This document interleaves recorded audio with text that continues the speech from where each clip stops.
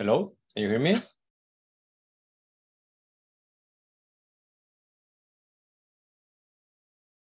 Yeah. Okay. You want to test? Can you just test it? Can I activate my video to see?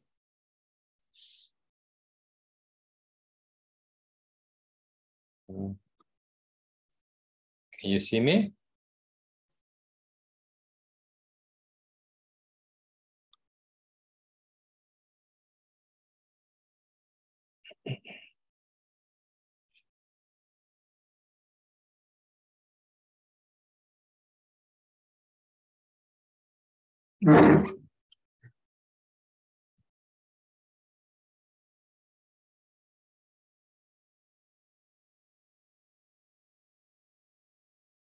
Em chiếu lên một màn hình.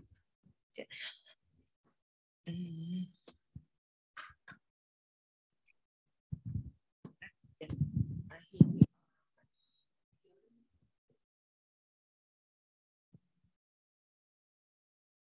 Morning. Morning. How are you? Where can you see me? I can. Can you see me? I can see you. I can see you. Ah, yes. Okay. Oh, but where do I look? Camera there. Hi. Nice to meet you, Ruben. You too. How are you? How's it going? Thank you very much. I'm Costanza. Nice to meet you. Nice to meet you. Thank you for standing in. And so I think we can see you very well. Do you want to put it in speaker mode so that we can just see Ruben? Just try that. Speaker view. 2, 3. Yeah. So the audio is very good.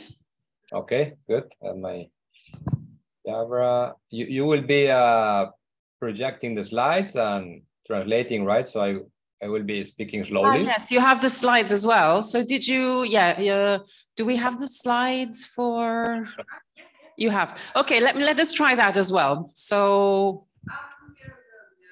this UNICEF. No, are you sharing? Or we share? I think you translated, so you should have the translation. So we will share the Vietnamese, and would you share the English then? Can I? Oh, okay, yeah, I can do Yeah, that. maybe it's best if you share the English, then we share the Vietnamese, right? Okay. Okay. All right. Try it out. Try and see if that works. And then you can put it in speaker mode, side by side, speaker view. All right, so I'm gonna share now. Share screen. Sorry, I look at you, but I should look here so that you can see me. Okay. Wait, to configure my Zoom. It's 1 and 2, so I'm gonna be recording. All right.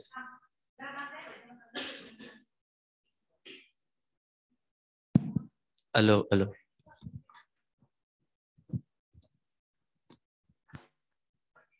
All right, I'm gonna share now.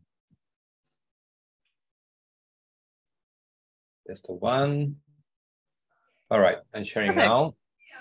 Now, can you see? Yeah, very good. Yes, we can see it. All right, yeah, good. See, right? Yeah, we can see it. All right, very well. 3.1, yes. Yeah, we have it. And we'll, because we have two screens here, Ruben, so you'll be on one screen with your slides, and then on the other screen we'll be beaming the Vietnamese translation of your slides. All right. Okay, so, but I think it all works very well, and we can hear the audio well. So, yeah, I think everything is set up. Very well then. What time you can? So I think well, the meeting starts at 9. If you want to be available online at 9, but I think we'll connect with you around probably 10 past. All right. And I have 15 minutes now or so. Sorry? I have like 15 minutes, right? It's yeah. Something. Yeah. Right? Perfect. Right. Thank you so much, Ruben. Thank you. See you in a bit. Okay, see you in a while. Bye-bye. Okay, all good. Sharing.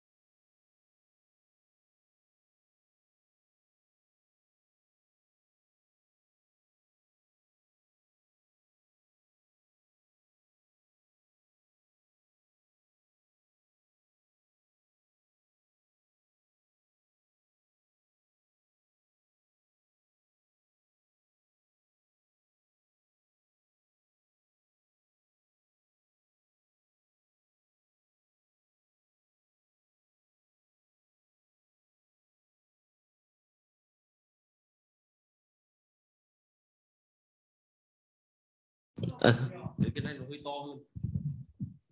Zalo. Chỉ biết cái này cái số nào. Một.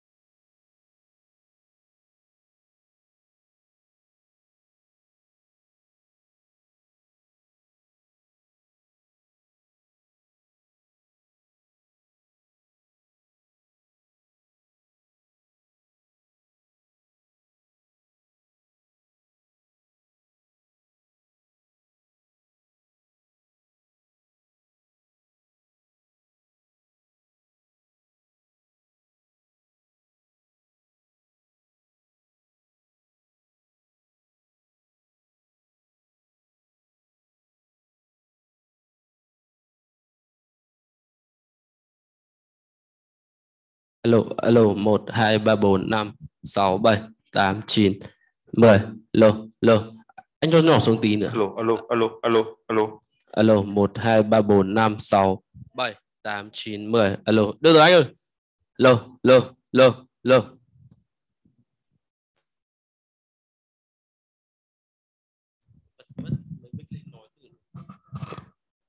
Alo, alo, alo, alo, alo.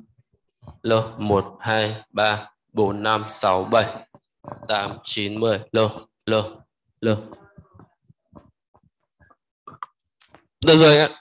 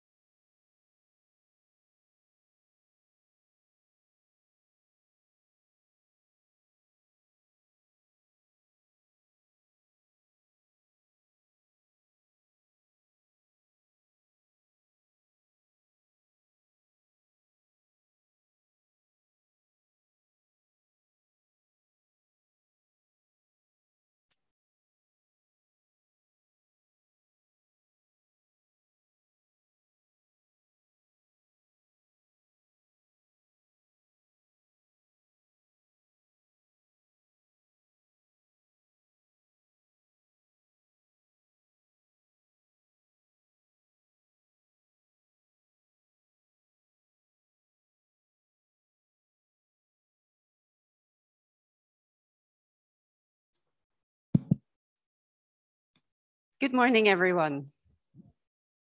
Morning. I hope everybody is well rested. We are on day 3 of the training, and today we will be discussing, well, continuing our deep dive into public financial management. I think yesterday we had some very technical and technically demanding sessions. I hope that all the knowledge has now settled and consolidated, but I think the final session that we had with the with looking at the information from your national budgets was a challenge. But I hope that we all, I think that we all learned from it. And I know that it was very, very interesting, very telling to compare the different budgets and to sort of look also at how budgets, national budgets are assessed and evaluated according to the criteria that we were looking at yesterday, which are reliability and transparency.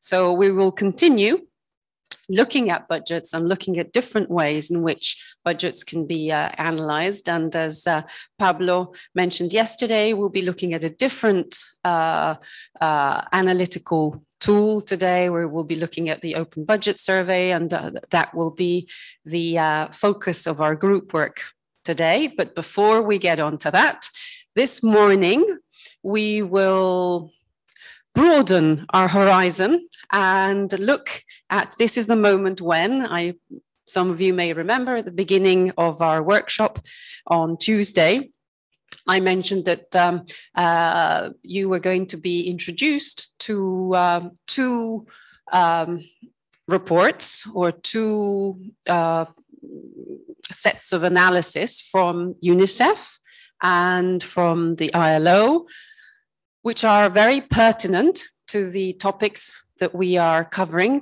in our workshop. The first will be on disaster risk financing, and it's a study by UNICEF, which will be presented via Zoom by our colleague Ruben Villanueva from UNICEF, who will be telling you more about their work on disaster risk financing, their study, and the outcome of their work. And then our colleague Carlos will be telling you more about some very exciting work that the ILO has been doing on the use of real-time data and indicators and triggers in order to make social protection responses quicker and following ongoing trends as they develop. Of course, we've all seen the urgent need for this during the COVID pandemic. And so the idea is precisely that, to make sure that we have the finger on the pulse, as we say in English, that we are able to read signs just as they develop by using data. So it's data-driven responses, evidence-driven policy making and policy responses and solutions to problems as they arise. So that is also a very exciting area of work that is just developing and is being followed by Carlos in ILO. So that's what we will be covering this morning. And then, of course, we will go back into the technicalities of PFM, as we now endearingly call public financial management. So we will be looking at another 2 technical areas of PFM with Pablo, and also drawing links to what we were doing yesterday. So this is what we will be doing today in a nutshell.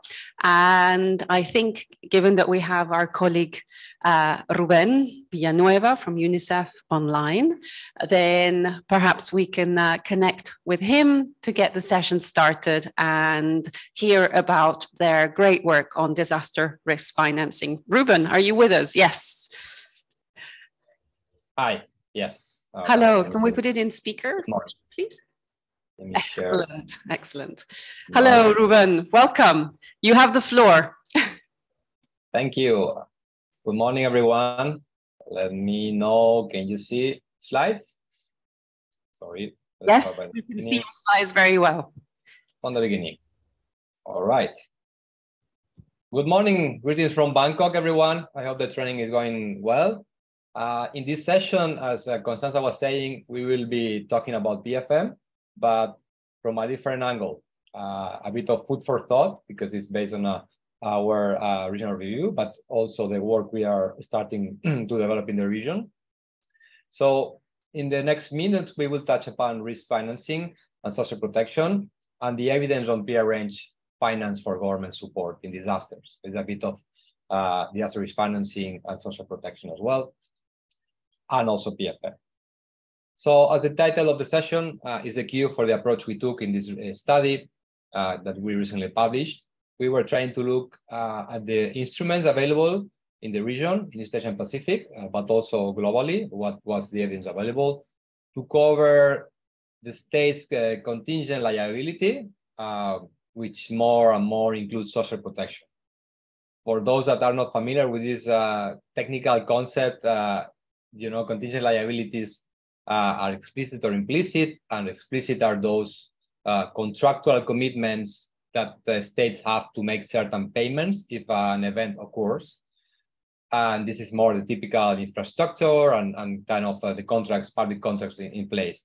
But what we were interested on was more in the implicit contingent liabilities, which are more the political and moral obligations from the states to make payments, for example, in the event of a crisis or disaster.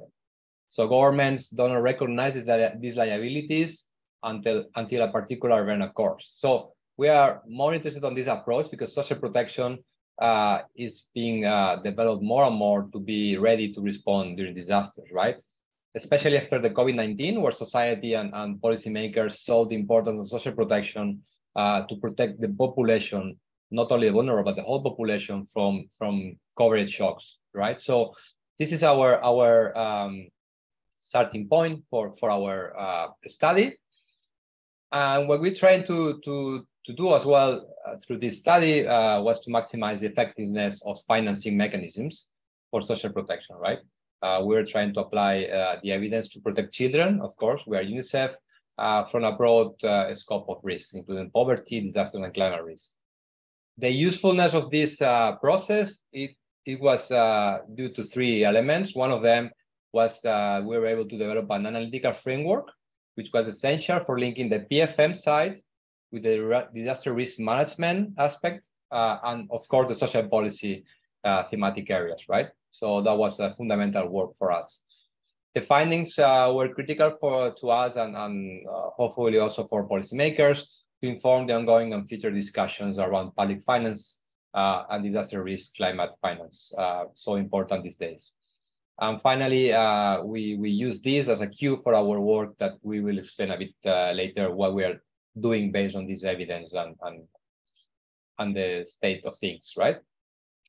So starting by the analytical framework, we try to develop to understand what is out there, what is useful to us for social protection, and what can be adapted to really respond to shocks, right? So we had three different levels, as you can see in the graph. The financing of social protection includes factors such as the source of funding, as you can see at the top, the money in, we call it. Risk financing instruments are amongst them, and the set of policies and technical arrangements that govern those funding sources. And of course, including the DRF strategy, which is essential for this work. In the middle of the graph, and this is precisely what you are doing these days in the training, is the flow of funds, which refers to the channels through which the funding flows, right? The system of checks, regulations, and policies, the PFM system that you are trying to improve in your countries, right? And finally, at the bottom, you can see the money out. So the delivery systems, how this money flows and how it's delivered to provide benefits to the people and the sectors needed. Of course, in this case, we're looking at shock responses, social protection, which is our area of focus. And that includes also infrastructure like data, payment systems, and other infrastructure you need to deliver those funds, right? And overall, you can see there it's surrounded by the policy and institutional environment, which determines, amongst other things, the way which those plans and ad hoc measures as I was saying, are applied, right? And as you can see on the right side, outside of this PFM or this environment, we also were looking at humanitarian funding, which I think depending on the countries, it's more relevant than others, but definitely the humanitarian action funding, it's an important sort of funding for cash and social protection, also regular and in emergencies. As you can see over there on the right side, it almost always runs alongside the government system and hence rarely interacts with the PFM, with the country's PFM system, right?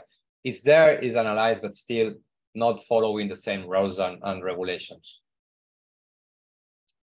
So we were focused on the PFM systems, the DRF system and money and the funding sources and instruments available.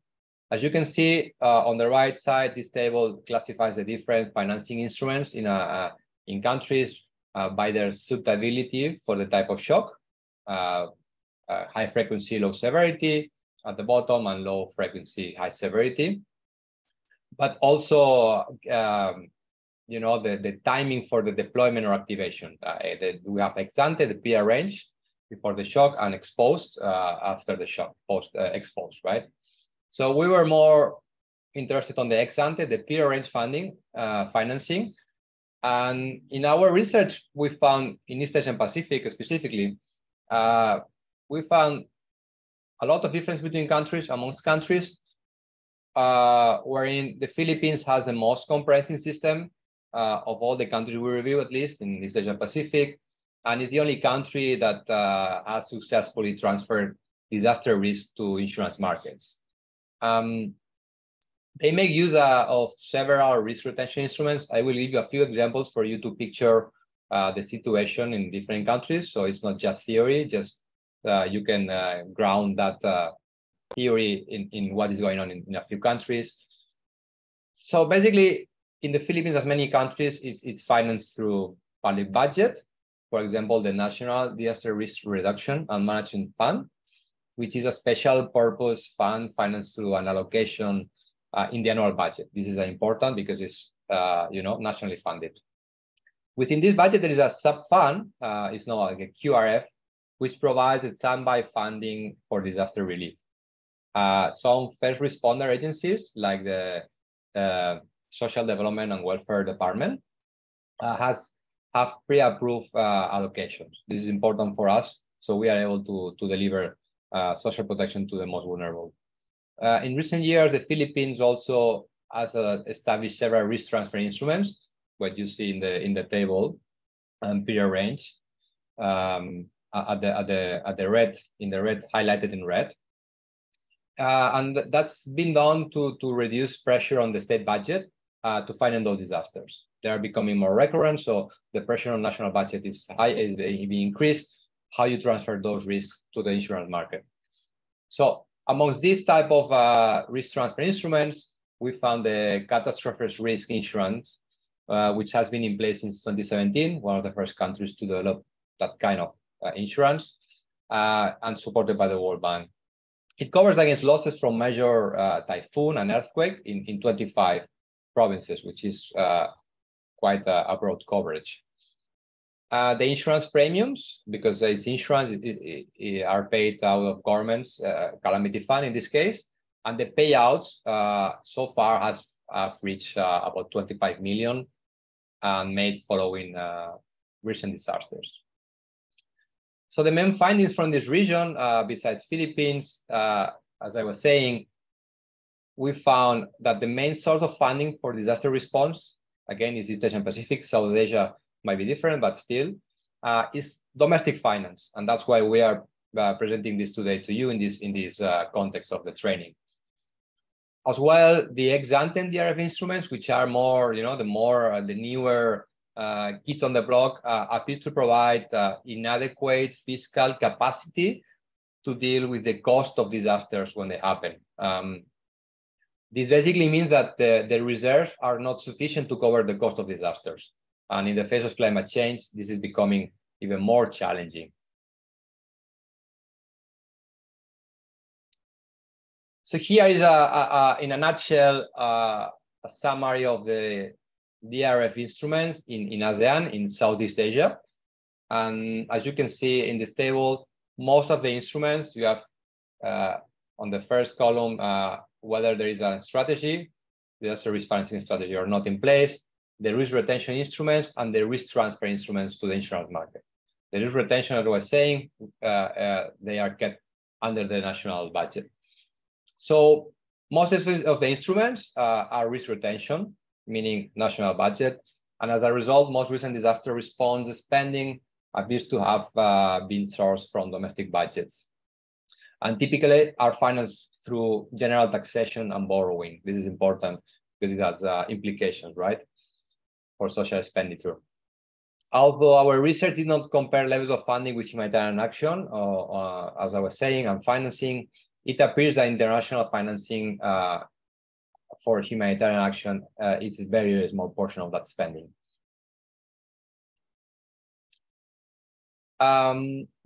So going to the middle of the analytical framework, the PFM, the area that you are more familiar with, and you know, the bread and butter of your agencies, when we were analyzing, okay, how those funds are flowing, where are the bottlenecks? What we found is basically, again, I'm gonna give you a few examples so you can understand the findings from our regional. Let's start by the Philippines again. As you see, the Quick Response Fund, which is a pre-established reserve fund, has pre-approved a schedule of allocations to 9 departments, as I was saying, right? Including the Social Welfare and Development Department, which is in charge of social protection and emergency cash transfers. So these emergency allocations can be disbursed in a few weeks. It's fast, it's swift, but the regular reserve funds or budget reallocation processes can take several months. So again, we are constrained by those rules and regulations guiding the PFM environment. Yet the provision of on how these funds can be spent are very broad and leads to different interpretations. So when we are looking at social protection expenditure, it's a bit blurry yet. As opposed to Philippines, in Lao, for example, no budget reallocations take place during or following disasters, right? Even less before disasters. So that's the other side of the spectrum.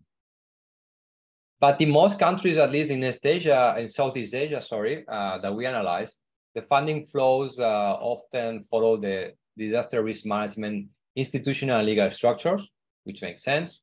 But that means that they tend to be allocated in a decentralized and multi-sectoral manner, because you know the emergency response have different priorities, and that really affects the capacity to really channel those funds for social protection in emergencies. For instance, in Vietnam, there is a pre-established mechanism that you might be familiar, of course, with it, where in case of disasters, the communes are expected to request funding to districts, which can also request funding from the province, and so on, until reaching the national government. So it's a cascade, bottom-up cascade request. On the other hand, in some countries, funding flows are centralized and restricted. So we don't have this subnational to national. It's very centralized, bottom down, you know, up down, top down. And those funding flows are centralized, and even as institutional and operational arrangements for disaster response are not, those funds are. So in practicality, it means that they can really access those funds quickly enough. So Indonesia, in the other side of the spectrum, compared with Lao, the resources from disaster funds can only be disbursed to the disaster risk management agency and cannot be channeled to other government agencies. This is a huge bottleneck, and during the 2018 earthquake and tsunami, it was seen.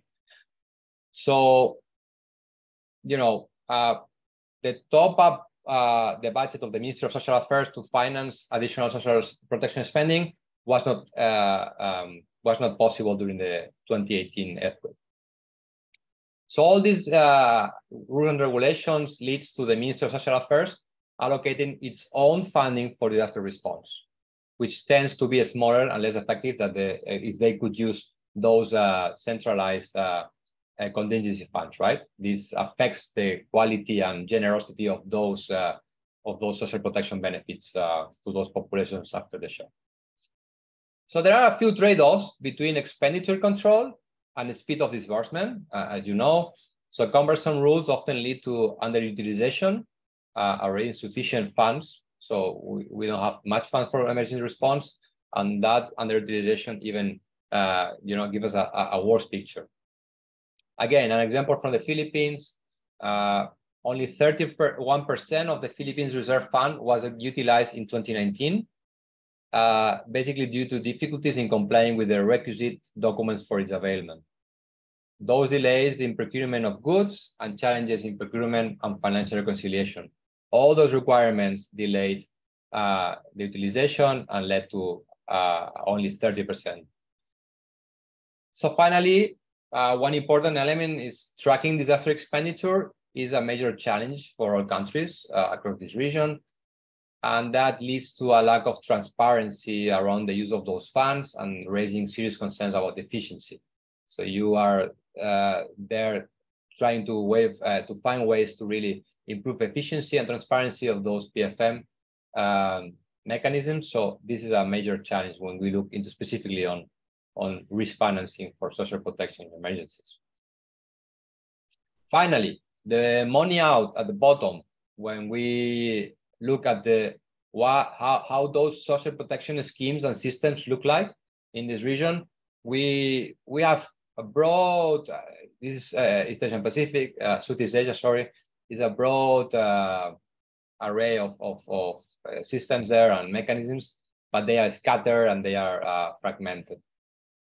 But given this current context of climate change adaptation, more opportunities will arise in terms of expanding the array of financing mechanisms for the RF, and this includes the climate financing, which is being more and more specifically in the Pacific, but other countries as well, more relevant to finance social protection and social expenditure.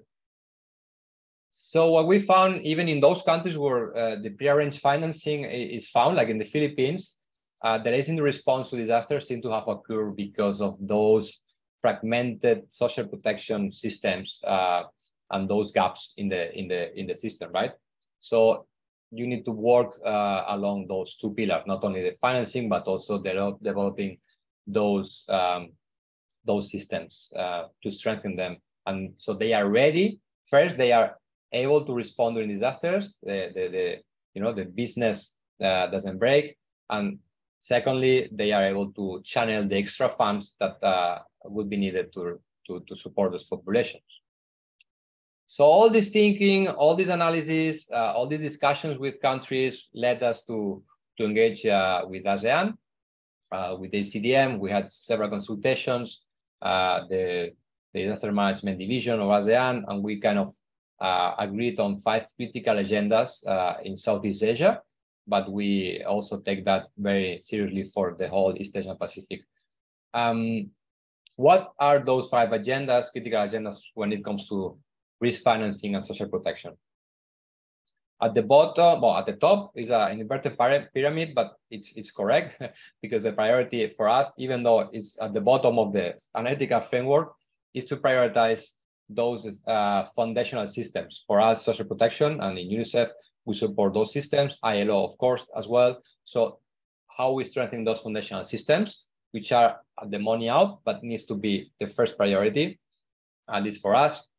And regionally, the focus on improving those multi-hazard and risk-informed public financial management processes, as I was presenting, is our key priority as well. And hopefully, now that you are more familiar with this agenda, you will try to look into it as well more carefully. And of course, we try to link it up as much as possible to social protection. Then the third agenda, support countries to fulfill those minimum design requirements. This is particularly necessary for anticipatory action, which is the new framework in Southeast Asia, at least, is becoming more and more important. How to anticipate the action before the shock. And for that, you need triggers. The risk financing mechanisms, the ex-ante, the pre-arranged ones, are also based on triggers. the parametric insurance, and so on, they are based on triggers. So how to develop those triggers, those information systems to successfully supply the right amount of money at the right time. This is critical. Finally, consider all those innovations like regional risk pools, the sea drift here in Southeast Asia, for example, the Pacific risk pool mechanism as well. There are a few new platforms that could be leveraged to really link up those financing instruments with social protection delivery. And finally, of course, focus on risk reduction, because rather than response, reducing the size of the risk, of course, to be transferred to markets, and the state budget shrinks the cost of those responses, right? Finally, just to show you the way forward, what we are working now based on all this evidence that we collected, we're working in UNICEF regionally how to improve that flow of funds, improving the multi-hazard and risk-informed public financing management processes in the region. So out of those 5 critical agendas, we took over this one for this particular year. We started working on that this year. In Cambodia and Indonesia, again, we have 2 sides of the spectrum. It's important because, for example, Cambodia, the PFM reform is just finished. The law is about to be, approved, and there are a few opportunities there. The shock response social protection framework is being developed as well. So many things going on. Just to need to find a way to link up those risk financing instruments and agenda to that social expenditure. On the other side, you have Indonesia, which actually approved their first national disaster risk finance and insurance strategy last year, 2 years ago. And this was a milestone. It's the only country in Southeast Asia that has that sort of strategy, which is a cornerstone for this type of work. But still, there is no linkage, there is no mechanism that the Minister of Finance has to disburse money for social protection when the agencies request. So we are supporting the Minister of Finance to develop a background paper ways to how to link that strategy and those funds channeled through a strategy to that particular agency when it's requested for social protection. Just to finalize, why is so important this agenda? Because the use of prearranged PFM processes to manage disaster expenditures is essential, as I was saying. And even those sophisticated DRF instruments that we saw, the prearranged ones, the cat bonds, parametric insurance, we face challenges if the PSM processes are not in place and prepared for that. Countries should ideally have PFM regulations that enable the flow of funds rapidly in anticipation, the new agenda, and also in response to disasters. And even in countries where much of those funds have been activated and they achieve this sort of higher development and innovative DRF instruments, over the last few years, the channeling of those fundings from the Treasury to line agencies are still kind of blur and weak. And that leads to significant delays when the money is needed. So at the very least, clear rules are required to define how additional money can be channeled to spending agencies in the middle of a fiscal year to address unexpected shocks. At the very least, each country should have those regulations and rules to account for that. Finally, strong government coordination across levels and agencies that is aligned with the financing flows and includes sufficient evolution of the PFM and delivery arrangements is also necessary. And of course, a strong PFM system, including a careful balance between the ability to use or utilize budgets flexibly, and also track and report disaster expenditures, can avoid underutilization of funds and also increase the transparency and acceptability of social protection spending during shock. Because I was saying, it's an implicit liability, which is a moral obligation from states that more and more it needs to be included in the emergency context. And with that, back to you. Thank you very much. Thank you, Ruben. I should be looking here so that you can see me. Thank you. Super interesting and very relevant to a lot of what we've been discussing. And I'm sure that, well, this fits in very well with what we'll be discussing today, as well as what we have already discussed during the week. And I hope that our participants are thinking about everything that you've said and what might need to be done at the national level in their own countries. Are there any questions for Ruben? Yes, one question here at the back. Thank you. Thank you so much for the comprehensive presentation. It's very interesting to see the linking of this public finance with the prevention or response to the natural disaster. I have one question specifically in your presentation that you mentioned there is a shortfall between the budgetary budget that is already approved and the spending to respond to the disaster. And it's, I think, in the case of Philippines. And my question is, there has been like many years or experience already, right, in responding to the disaster. Why there is still a problem with the shortfall? They should have learned from the past year, right? So, I mean, can you elaborate on that point to have a better understanding why this issue happened? Thank you. Thank you very much. Yes, a question here. Good morning, everyone. I would like to thank giving this opportunity. I have my opinion and previously experience. I was the World Vision as a male coordinator. I work with a disaster mitigation project. It's called Anticipatory Action Project. It is a first pilot project for Sri Lanka. It funded by German. In the disaster risk financing system, we promote the reducing the economic crisis for the disaster mitigation. So here the most projects are holding after the disaster. How can we manage? But the anticipatory action is before the disaster we preparedness level.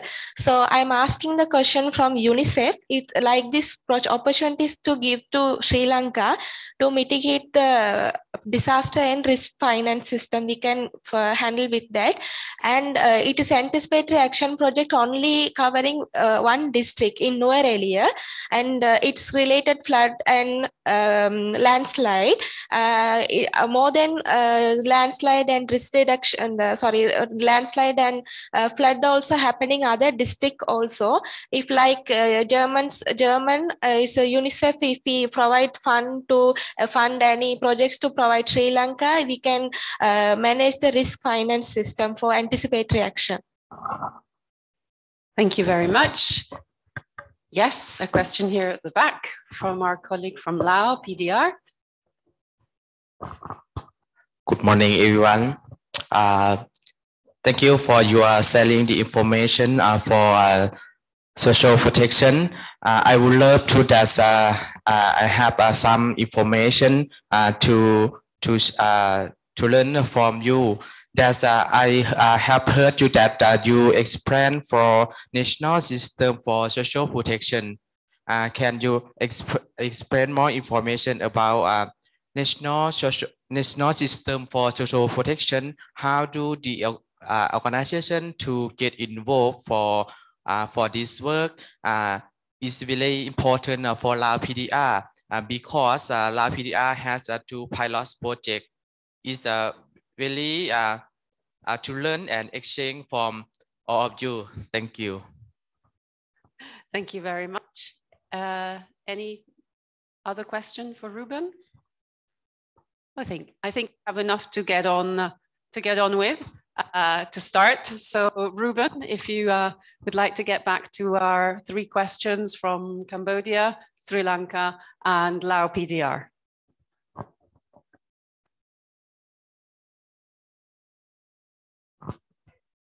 You're muted. Sorry, yeah, 2 muting systems. Yeah, starting by the last question, perhaps from Lao. So yeah, definitely. What does social protection system look like in Lao? Well, as I was saying, the maturity of the social protection system in each country is different, and that really affects the money out, the options we have to channel that system. Does it make sense to talk about financing using disaster risk financing instruments in those contexts where social protection systems are underdeveloped? Not much. That's why I was saying, depending on the maturity of that social protection system.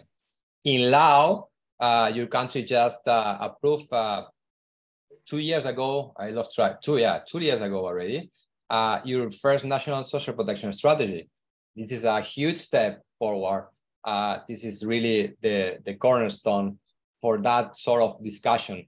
At the same time, you are working with other partners. I know, like FAO, to develop triggers for particular events. I think it's for drought or for floods, one of the two. So again, you are working in those different agendas separately, but until you are not able to converge on these different agendas, it's very difficult to link up those systems. So starting by social protection, you are doing a good job. You have been discussing also with ILO colleagues how to finance that social protection strategy, the costing exercise.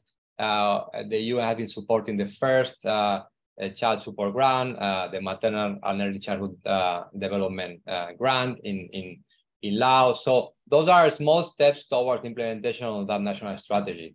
More and more, you will need national resources to fund that strategy and those schemes. So, it's a step-by-step process.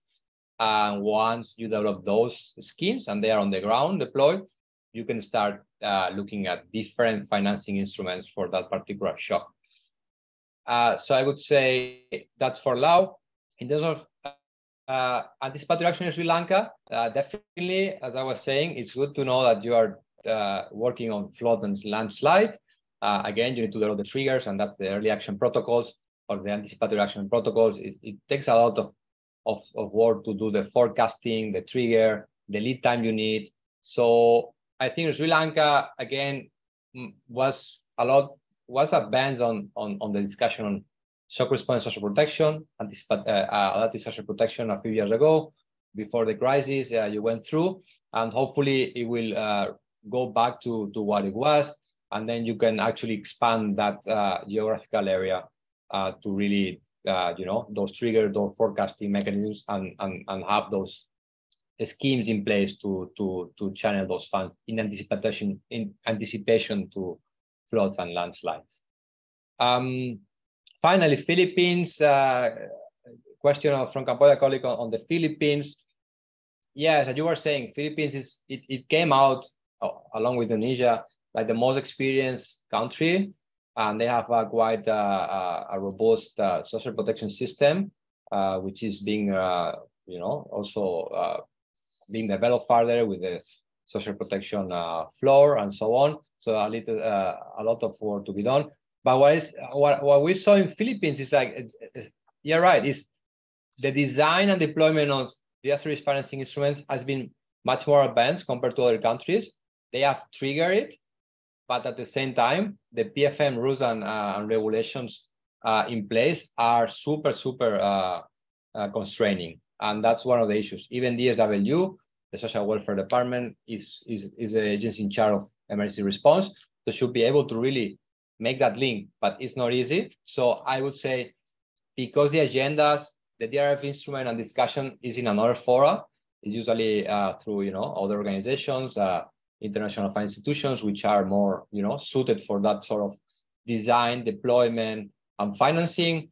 The discussion and conversation is in that fora, bringing that social view and angle to the conversation, and looking specifically on those rules and regulations that affect those social protection disbursement mechanisms is still new for many of these countries. So that's why we're trying to take forward, at least bring the awareness of those other ministries. Over to you. Thank you so much. As I said, this is an emerging, continuously evolving, and very exciting not just in this region, but in other regions of the world. So something to keep a close eye on. And as you go back to your countries and think about how your PFM systems can be improved in order to make protection more effective and efficient as well, the delivery of social protection more effective, then this is definitely anticipatory action, and disaster risk financing are certainly very valid policy options that can be assessed by your government. So I would like to thank Ruben again for participating from Bangkok and presenting this very, very important study and shining a light on disaster risk financing. We have all learned more about it, and it's very valuable food for thought. So thank you so much, Ruben. We will now, sorry, go ahead. No, sorry, thank you. Okay. So we will now turn our attention to Carlos. And Ruben, of course, you're very welcome to stay, because what Carlos will be talking about is very, very closely linked to what you have talked about. Indicators, data, triggers. I think some of the keywords are very similar. And the concept is also very similar. So I am sure that there will be scope for learning from each other and collaborating as well. Yeah, go forward. So Carlos is being mic'd up. Okay. Thank you so much. Good morning, everyone. It's a pleasure to be able to discuss. I decided that I'm planning to organize the session a bit differently. So I don't know, well, I don't know if Ruben is there. Yeah. You cannot see the, let me see if I can find a way. Okay, actually I'm gonna use the slide very little. I'm trying to wake everyone up. Let's see if I succeed. I have a question for you. What do disasters, natural disasters, and COVID have in common from a social protection perspective, from the fact that how anyone can try to guess? What do COVID and flood have in common from a social protection perspective? Yeah, please. Affect the most vulnerable? That's possibly true. Sorry. Both have contingencies. Yeah, sorry. Both have contingency situations. They have contingencies. Yeah, sorry. Thank you. I think there's one difference. One is natural disaster, and the other one is human-induced disaster. Human-induced disasters. But both have the same consequences. Have similar consequences. That's right. Anyone else wants to make a guess from?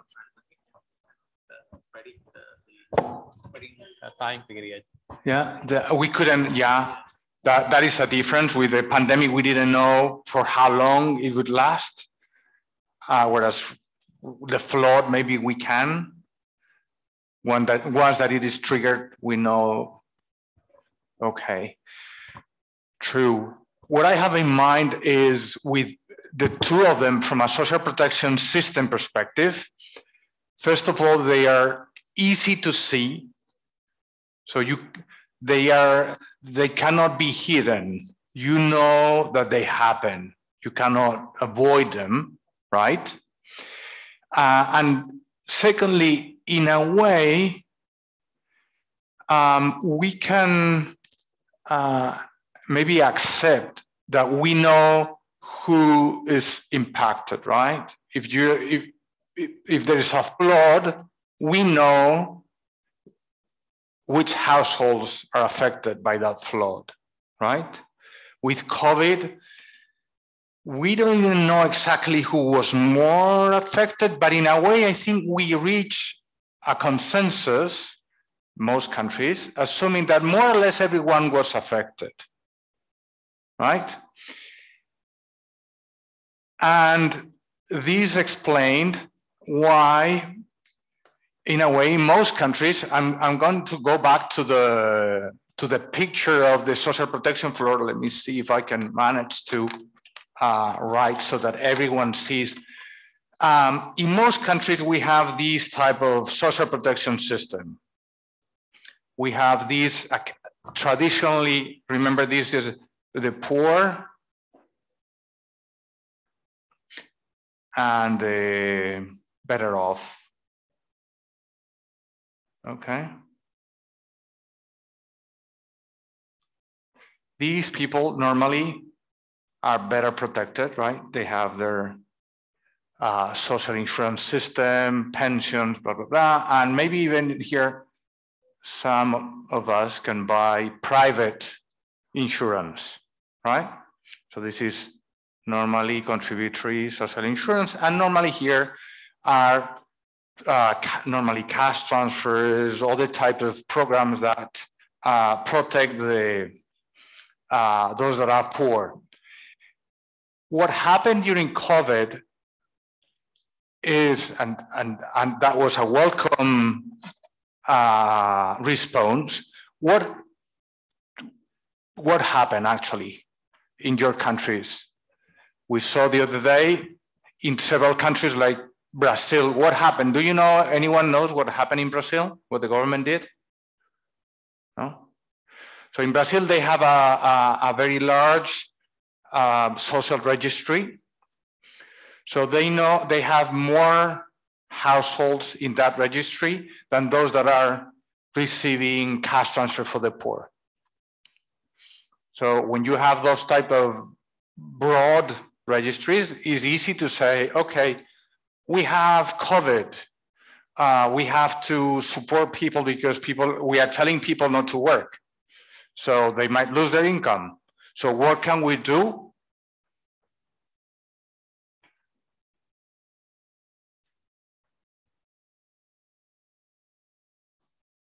We add the next layer, because if you have information on assets of this side of this proportion of the population, we can say, okay, let's add, we can add, extend the cash transfer program, and we include the next layer of near poor or other type of whatever you want to call that, okay? So that's what Brazil did, and many other countries in Latin America kind of use the same system. Why?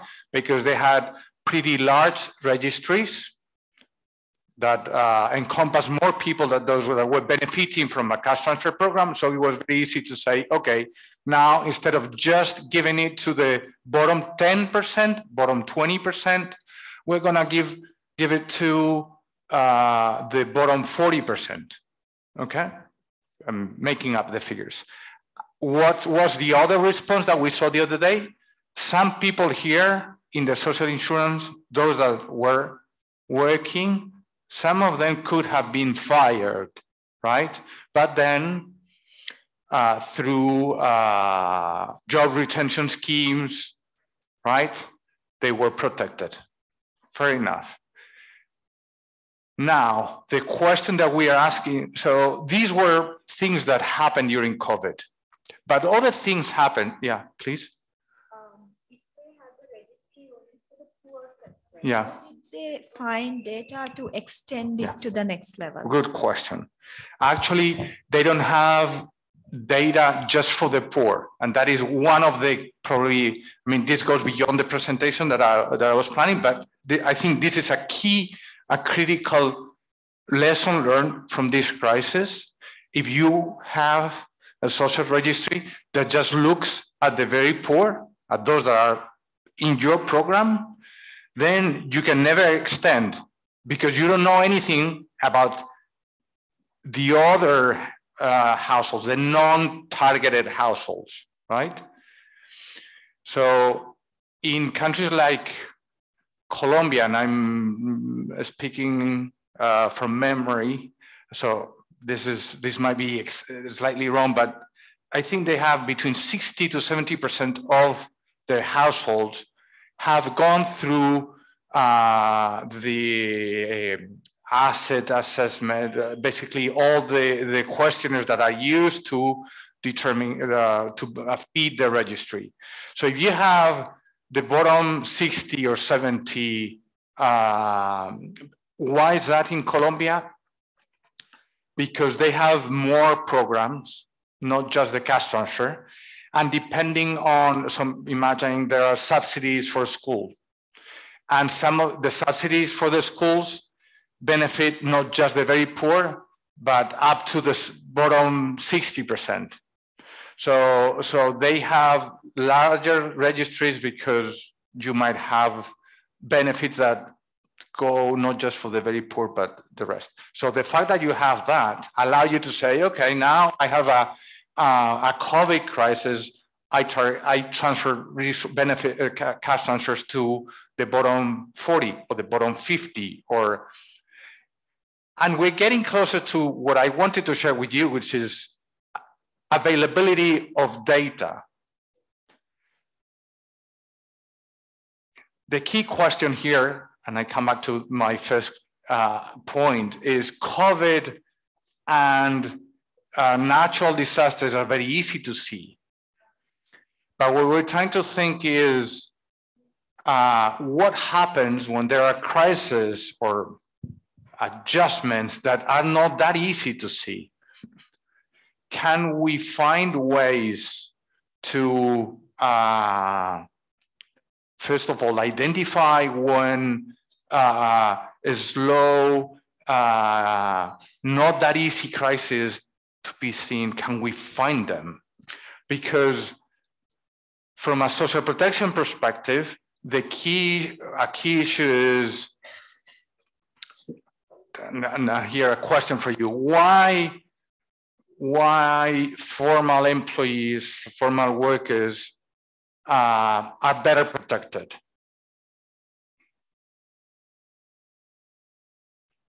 From unemployment, why can we protect a worker who is here? All of you, most of you work in government, right? So if you get fired, I hope not, you get provided that there's an unemployment insurance scheme in your country, you get unemployment. Let's say I'm an informal worker in your country. I don't get unemployment insurance, right? Why?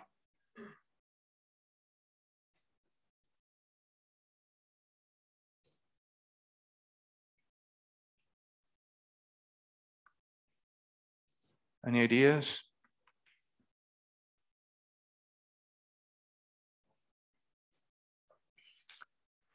For two related reasons. One is the social insurance system, the social insurance agency normally knows your income, your wages, and gets a share of your wage, a tax or a contribution collection, on a social security contribution out of your salary. But if I'm an informal worker, the state doesn't see my salary and doesn't tax my salary, okay?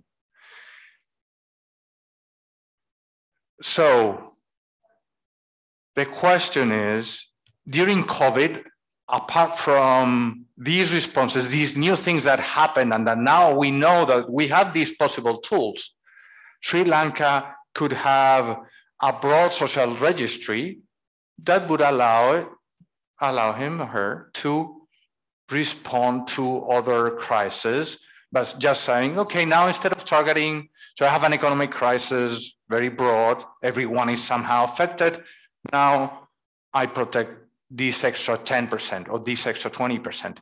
But then on top of that, there were, and I'm not going to go through this, sorry, before.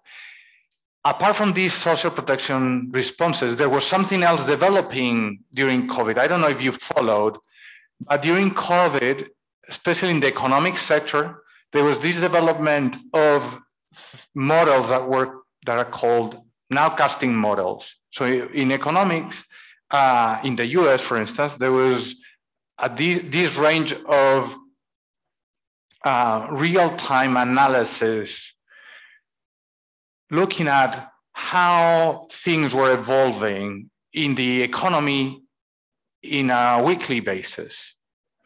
So this was a model developed by economists before the unemployment figure could only be known after the government, the Ministry of Finance or the Ministry of Labor in the US, for instance, publishes in good countries monthly data on the unemployment rate.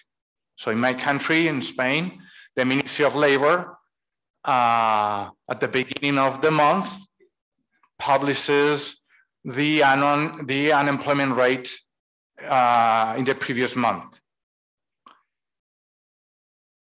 In between, we don't know what happens. However, because we are increasingly having more data, we are starting to be able to guess.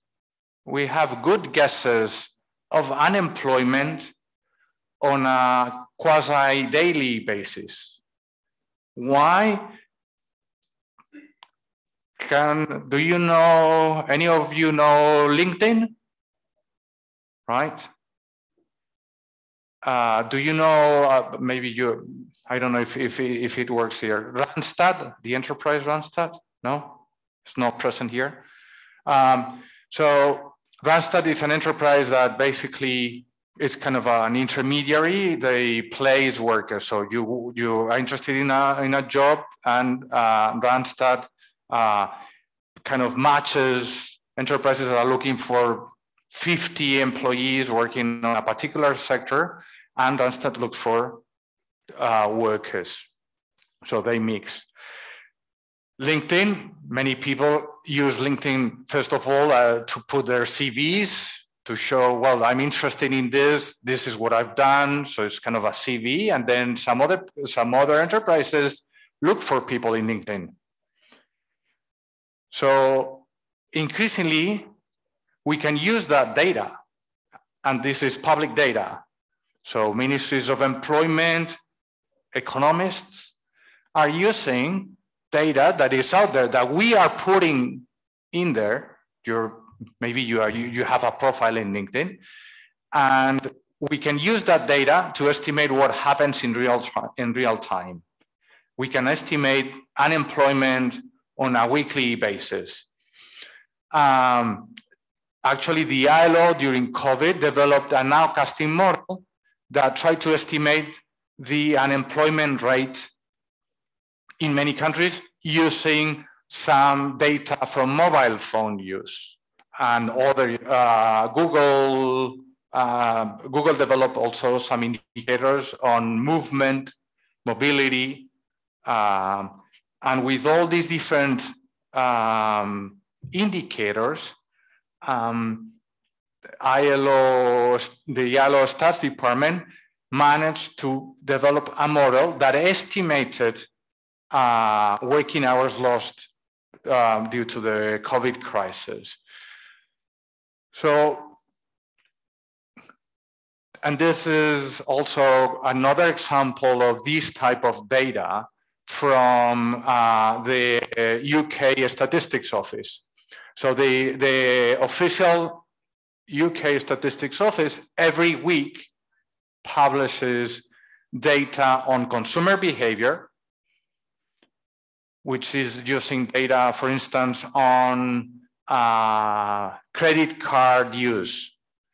So it's very easy now for at least developed countries, but I would say many developing countries now, to work with credit card companies, and they can get information on the overall consumption on credit cards.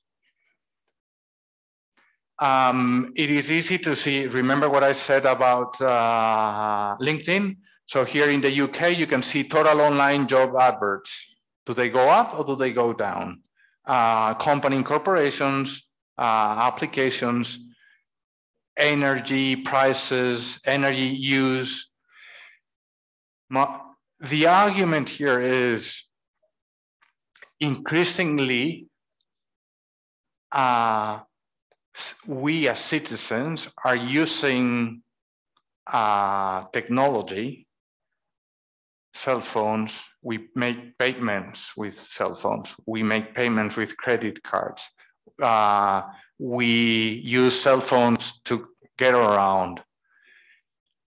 All that is, in a way, moving us to a world in which what before was informal might be getting closer and closer to formal.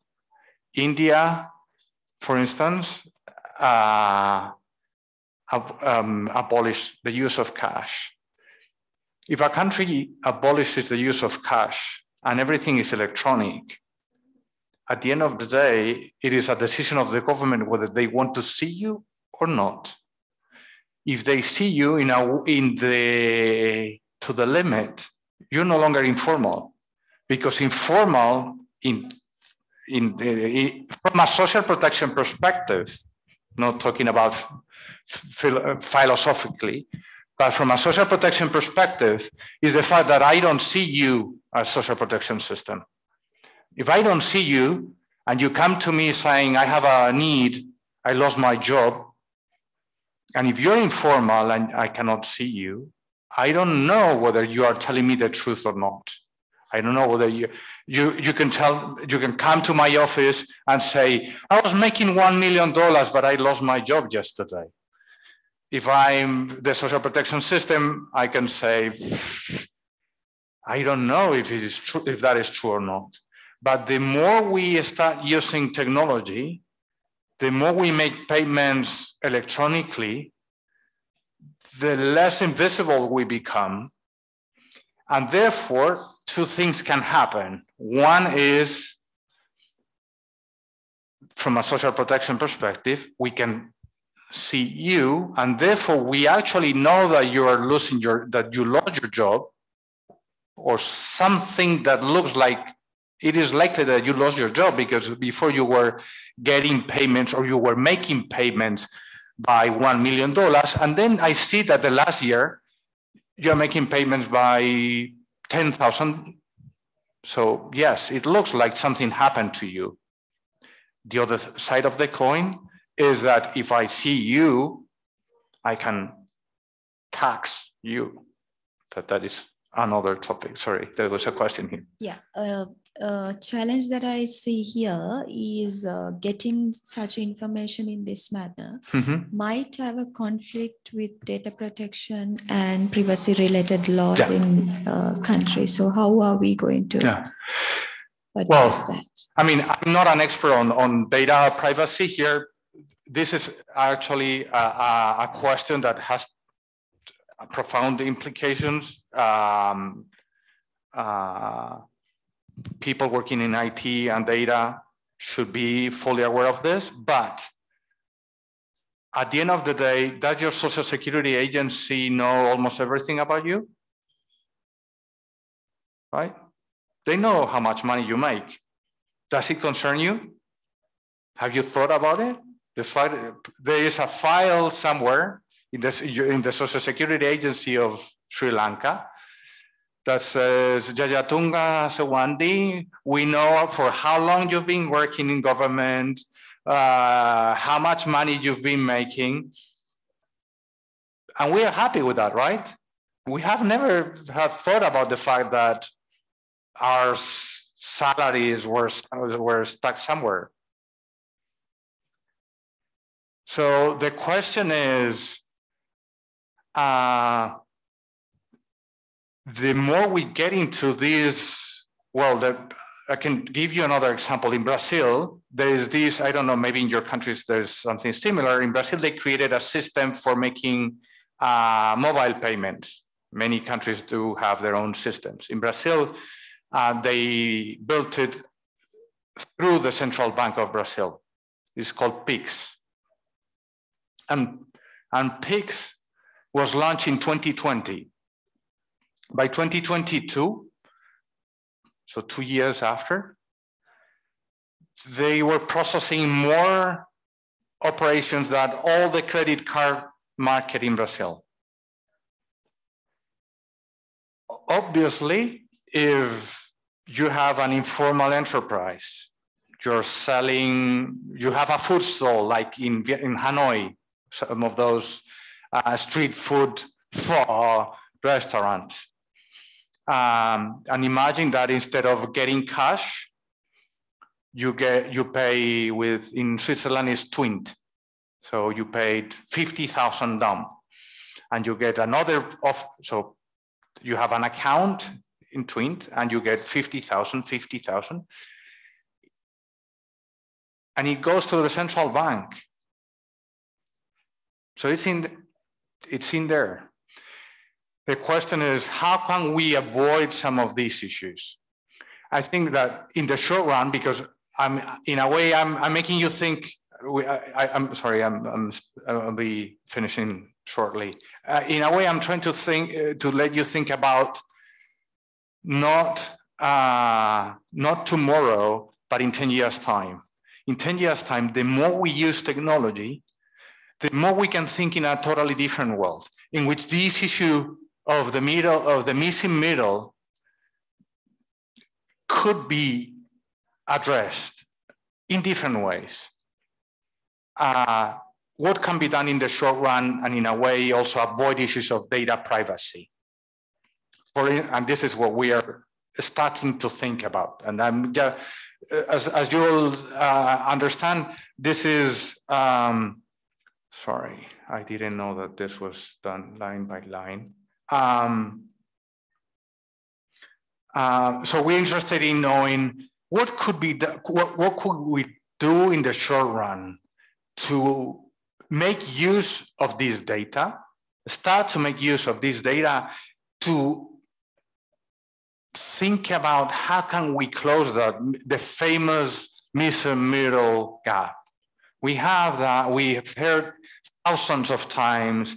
We have the middle class in developing countries is not protected, right? Because they are not sufficiently poor, but at the same time, they cannot get here. So is there any way in which we can protect them? And the question, so what we are proposing, and as I said, this is just to think in the future. Yeah, we're thinking in three main ideas. One is, can we come up with indicators that help us identify who's in need? Second, and this reminds us to the previous discussion about natural disasters. Can we set triggers? So you create an indicator and then you determine when the trigger is telling you that there is something wrong going on. And finally, the third layer is, what are the policies? How can we respond? So in terms of indicators, the key question is we try to think, how can we forecast a crisis that is not as easy to see as a COVID? Can we see, for instance, if there is a big supermarket chain? I mean, since I don't know the names, let's say Walmart, right? You have a type of Walmart, a big supermarket chain. And you as a government can ask Walmart, can you please provide me with weekly data on food consumption by district? Do you have data there that is sensitive? No, because what you know is the aggregated level by district. So I don't know what you personally are consuming, but I know what the district is consuming. And obviously this can, once that you have a series, I know normally how much money that district consumes in food. And if in 2, 3, 4, 5 weeks, I see that food consumption is going down in that district, that is telling me something. And suddenly I start, people that may be here in the missing middle, I start to see things that are happening to them, that they're consuming less food. And one of the key issues here is, in the definition of these indicators is, do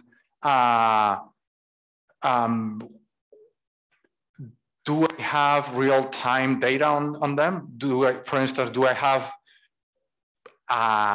job adverts with high frequency? Do I have data on consumption with high frequency? Can I use, and here it is from this continuum of, I have national unemployment rate. The national unemployment rate for these things that we're thinking is not very useful, because I just know that we have 4% of unemployment rate. But if I'm interested in getting an indicator that can give me information of people that might be suffering, maybe I can collect data. Imagine that LinkedIn in Vietnam would be heavily used. Maybe not today, but maybe in 3 years' time, that is possible. And these plus some enterprises that work on placing people around, that is going to happen eventually everywhere. So you can develop indicators of labor market by province, maybe by district. And the more you go down to the individuals, the more granular your data is and the more real time it is, the better information you will have about what is happening to these people that are somewhere in the middle. So we're talking about transaction data, credit card use, and again, I can get credit card use by sector, by district, and I can get it almost daily if I want. That would be easy to do for Visa or for MasterCard. They collect data, job opening data, spatial data. We can use data from satellite images. We could use data from cell phones. Just to say and wrap up with the indicators part is there's going to be a lot of new data that we cannot even think that could be used to assess what is happening to these people. When do we need to intervene? And all these changes the discussion of what can be done in social protection and force us to think on what are the triggers, at what level do we need to put them. So we need to put is kind of an early warning system, that it is not too sensitive so that we don't help too often, because maybe then if it is going to be very costly, etc., and sometimes difficult to justify, and at the same time not too high so that we are actually entering to support when things are going badly. So this is in terms of triggers, as we were saying. This is the trade-off. What is the balance between entering too often and entering too rarely? And then finally, a discussion on what are the policies.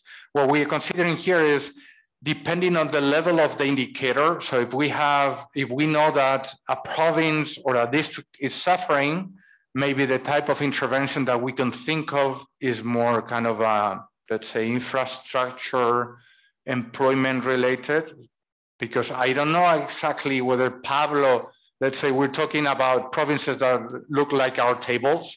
I know that that table is suffering, that they're consuming less. I know that there are few job openings, people are looking for jobs, but I don't know, maybe I don't know who of them is affected.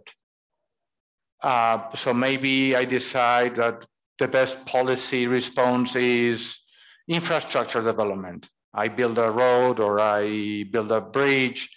This gives employment, and it is a way to provide some dynamism in the economy. But if I have indicators that that point to individuals or closer to individuals, maybe I can think of policies that look more like cash transfer or individual support. So what we are proposing, and with this I'm gonna end, is can we start thinking in a possible matrix of interventions depending on at what level we can identify indicators that will tell us information about when people is struggling.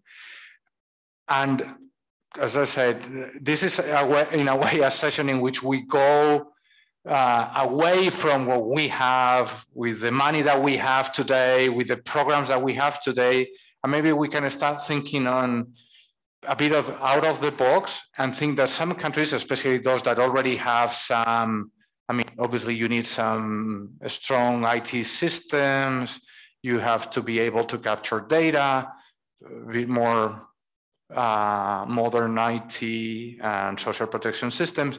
They can start thinking in that these types of discussions and debates are going to be possible pretty soon. And therefore, the type of policies that we can envision may change dramatically. And hopefully, in a few years, we have answers for the missing middle. We don't need to wait until the traditional social insurance coverage has reached everyone here, because some of them are going to need responses before that happens.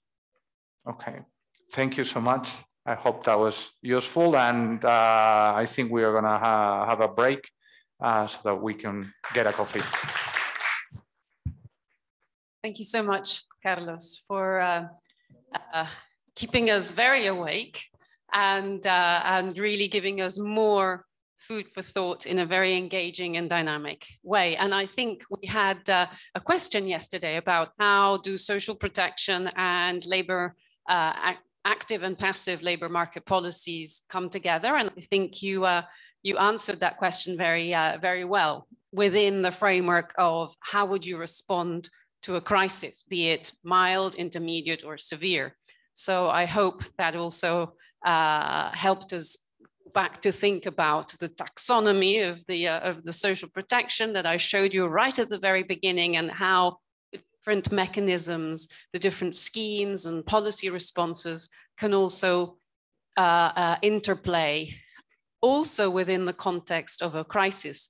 Remember, we started, the very first concept that I conveyed to you was risk management and contingencies. And of course, we're thinking now about covariate shocks, so collective shocks, as you now know very well, but it all comes together. So have your coffee, have your tea, have a breath of fresh air, and we shall come back in, let me see, we're a little bit late, in 25 minutes, please. So it will be 11. Please come back in time.